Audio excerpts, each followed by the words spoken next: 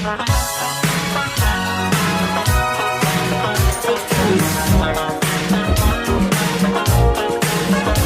Lifestyle Show. Selina MacKenzie. Now, Meg Geisewite is an ordinary mum who found herself trapped in the mummy wine culture. She began her sober curious journey in November of 2019, where her love of science led her to discover the real truth about alcohol and its seductive lies. She joins us to tell us more. It's great to have you on the show, Meg. Thank you so much for having me. It's a pleasure to be here. It's a pleasure to have you on the show. Now, for those that don't know, what is mummy wine culture? Oh, the mommy wine culture is this toxic, very insidious culture where women don't even realize that they are trapped in it. And I know I fell prey to it, where we buy the tea towels and the napkins and the t-shirts that tell us that wine in particular, but alcohol is a solution to our parenting challenges. So the shirt or the tea towel may say, behind every great mom is a bottle of wine. Oh, and I believed this lie and I fell into it. And I started thinking these memes were funny and promoting them on my social media. And what we don't realize is that we are making each other sick, because this alcohol is not a solution. It's actually compounding our challenges in motherhood. Yeah, for sure. The whole title of the book is Intoxicating Lies, One Woman's Journey to the Freedom from Grey Area Drinking. Is that what you'd call the mummy wine culture, the grey area drinking? Yes. So I'm not here to diagnose anybody, but I will say that this is a vast, wide spectrum on the alcohol use disorder spectrum. And it really is the space that is not a take it or leave it occasional drinker. And it's not an end stage drinker. It's not somebody who is physically or psychologically dependent on alcohol and would need a medical detox, which is this very vast, large category on the spectrum, because it includes many, many people who are drinking more than, and their drinking actually looks quite normal to every one of us around us. But it affects women in particular. And so, yes, the mommy wine culture, I would say, falls very, very much into the gray area drinking, because we look like we have it all together. Usually we're high performing at work. The household is being taken care of. Marriage may be just fine. There's really no external consequences, but there's this internal struggle of, I know I felt like a failure as a mother when I wasn't living up to what the tea towel said I should be. I was too tired to play with my kids in the playground. I was too checked out to really go into a really nice bedtime routine with them, because all I was thinking about was my rewarding glass of wine at the end of the day. Well, I was reading that in the book, you flipped the script on the 5 most intoxicating lies we tell ourselves about alcohol and the lies we tell ourselves. What are those 5? Sure. Thanks for asking. So the first one, which I find most people believe, is I deserve a drink. And I know for myself, it was my me time, my reward. I earned it after taking care of everyone's needs and checking off the to-do list. It was like the time that I could unwind, and I felt like, and believed the lie, that it helped me relax. It was my escape from all the madness of the day of taking care of everyone at work, at home. And then that was my me time. And what I didn't realize was that it was adding to my anxiety. It was increasing my depression. And in fact, it was making everything the next day harder. I was waking up at a deficit, and I felt really trapped in this detox to retox loop, which was every morning thinking, I'm not going to have my rewarding glass of wine tonight.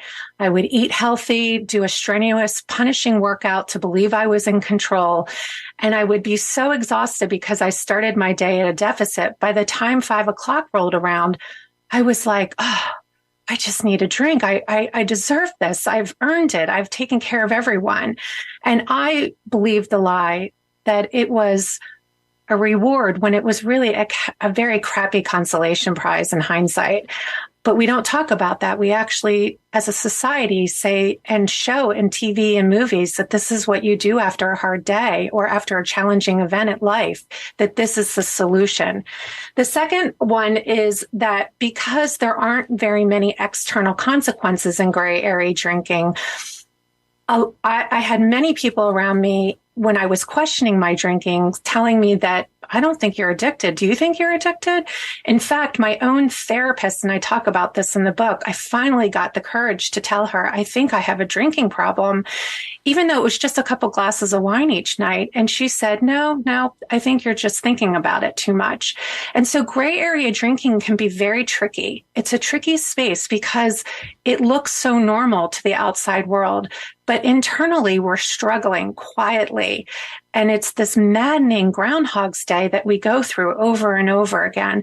And so what I want to say is it doesn't matter who tells you that your drinking looks normal or it's okay. If you are questioning your relationship with alcohol, that's all that matters. And so I am so glad that I listened to that small inner voice. And I talk about that inner voice and that inner knowing in my book, because it was really what freed me from this maddening Groundhog's Day that I felt stuck in, this merry-go-round. But then what happens is my third lie in the book is that we tend to slip into, after we take maybe dry January or 30 days off, or even sometimes several months off, we start to have that amnesia where it's like, well, it really maybe wasn't that bad and I can go back. And so we try to do what's called moderation, where we think, I'll just put up some guardrails. I'll only drink on the weekends, or I'll only drink at special events. And what we're actually doing, and we don't even realize it, is we're putting alcohol even on a higher pedestal. And then more shame and guilt comes in when we can't control this highly addictive substance, and we beat ourselves up, and it keeps us stuck because we think we are the problem. And we're not warned on the bottle that it is a highly addictive drug. So moderation tends to be another lie that we fall into, that we can control our alcohol. And really what I talk about in the book is that it is progress over perfection, and that we have to try to figure this out. And each of our journeys are unique and different from one another. But when we remove alcohol, all of the first wedding, the first sales meeting, the first vacation, all of the first feel awkward and uncomfortable because you don't have that substance kind of numbing out those rough edges, or that social anxiety, that social lubricant is gone. And so many of us fear, and this is the other lie that I talk about, that we will be boring if we quit drinking, that we can no longer have fun. And that just isn't true either. And so I take you through in the book different ways to reconnect with yourself, reconnect in your marriage without alcohol being at the center focus, and how you can have fun in these social situations. And then lastly, it goes back to the mommy wine culture, which is that behind every great mom is a bottle of wine, and how we are making each other sick by believing this lie. And that the hustle culture that tells us to do more, and that we are what we prove and what we produce it is exhausting. Women are, and men too, we're exhausted, we're tired. And what we truly need is community, connection, support, and rest, not wine, not alcohol. It's interesting. You said in the beginning about in the beginning of the 5 about the TV and movies, and it is true. Everything that you watch nowadays, you see people get home, first thing they do is grab a glass of wine, and it's crazy. And I suppose that sort of thing, it's a bit like subliminal advertising, isn't it? You don't realize, but you're thinking, well, it must be okay. Everybody does it. You know, it's funny that you mentioned this, because I was just watching a movie with my son, who is 12 years old. And in the movie, the psychologist is having a very hard time at work. And every night she was coming home, and the first thing she would do in the movie is open the fridge and pour herself a glass of wine and drink it. And it's so subliminal and it's so ingrained in us that I even wrote a book about it. I didn't catch it. And my son looked over at me and he said, Mommy, that woman needs your book, Intoxicating Lies. Oh, and I thought, oh my God. So it just floored me because I thought he's getting it. He's seeing that this is not the way that we deal with it. And if there's anything I can say to any mother that's listening right now is this what we want to model to our children? When life gets hard and we've had a tough day, are we going to pat ourselves at every turn? Are we going to show up messy and with anxiety and with stress and show them how we get through it with healthy ways? Now my kids are seeing me meditate. They're seeing me go for walks every day. And I talk all about the ways to heal ourselves and choose alternative healthy ways to deal with stress. So my kids are actually seeing this and realizing, no, even though the movies and TV are showing this, this isn't the way that it has to be. So do you think, you mentioned about seeing your therapist and was worried that you had a drinking problem. Do you think you sort of hit rock bottom then, and that was at the point you decided to stop it all?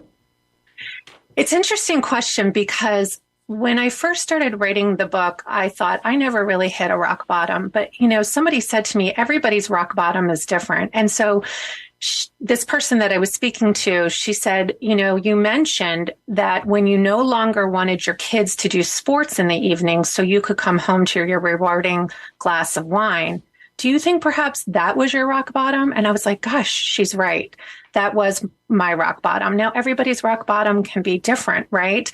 But the point is that you don't really have to even hit a rock bottom in any way. I think the more we talk about gray area drinking and we can see ourselves somewhere on this space, or if you're questioning your relationship with alcohol, or you're having this maddening tug of war in your head, that is the signal, the red flag to start exploring your relationship with alcohol. And my greatest advice is to get curious and have lots of self-compassion. We have all been duped. We have been sold a lie. Big alcohol knows that we are exhausted and tired. I mean, during the pandemic, drinking went up 42% in women because we were trying to manage homeschooling, online work, the house, the kitchen. Oh my gosh, we were making meals and cleaning the kitchen nonstop during quarantine. And we were told to have a quarantini. And they started, and things started to try to normalize. Society started normalizing day drinking. And I had so many friends that said my alcohol usage during that time shot up. And many people became addicted during that period. So it's not our fault that we've been given these messages and subliminally had these lies ingrained into us, but it is our responsibility to get curious about it and see what it feels like not having a carcinogenic, a depressant, a poison put into your body every day. And I just really can tell you that on the other side of alcohol, there's so much growth, expansion, and beauty. So it's worth the curiosity. And as well as practical advice and lots of wisdom in the book, you uncover some insights into the alcohol industry. Yes. So I just think that, again, these messages that we don't even realize, and what I try to do on my Instagram, which is Intoxicating Lies book, is post some of these messages that we get that are very subliminal. And again, we can become the greatest advertisers for big alcohol when we repost these things or think that they're funny. I actually have a photo in my book of a glass of red wine where it says, if I go missing, please put my face on a wine bottle.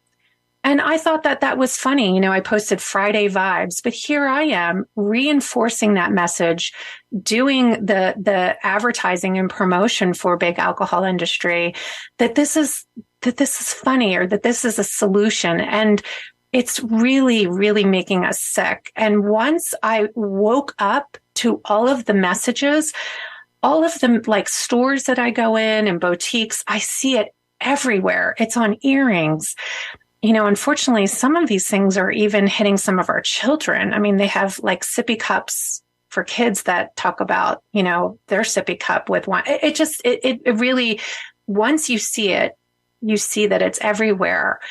And if we don't start talking about it and debunking it and showing how it's really making us sick, we will fall prey to it unknowingly. And I know I unknowingly gulped down these lies for years, and it makes me angry because I want the truth to come out. We are not warned about this. We're not taught about this until we think we have a problem with it.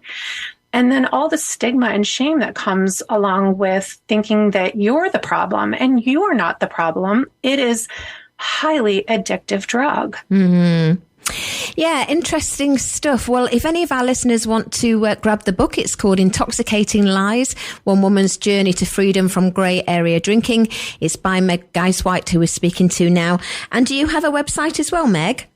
I do. It's intoxicatinglies.com. You can get the first chapter for free when you visit it. And if you go to intoxicatinglies.com/common, you can get a free downloadable PDF of the 5 most common lies we just discussed. And what I encourage you to do is to print it out and to journal. And journaling is a great way to see your growth on the journey. Yeah, great stuff. Well, thank you so much for being on the show with us today, Meg. Thank you so much for having me. Bye for now. Bye-bye. Bye. Talk Radio Europe.